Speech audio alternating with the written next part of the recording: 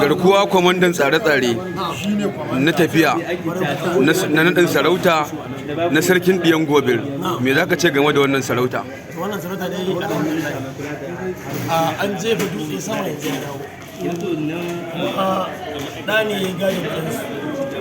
Ba abin da za mu ce sai dai gode wa Allah, kuma yi addu'ar Allah ya kare shi, Allah ya ɗauka shi, Allah ya sa ya zama sultan na gobe wata rana.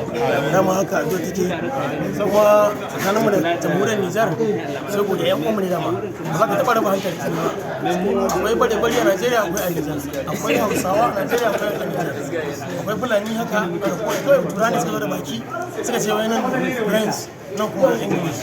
Saboda wannan zumunci mu raba shi. Wannan nan muna ƙara zumunci. Saboda haka mun gode Allah. To sarkin ɗiyan gobir Allah ya kama, Allah ya taya riko, Allah ya kama.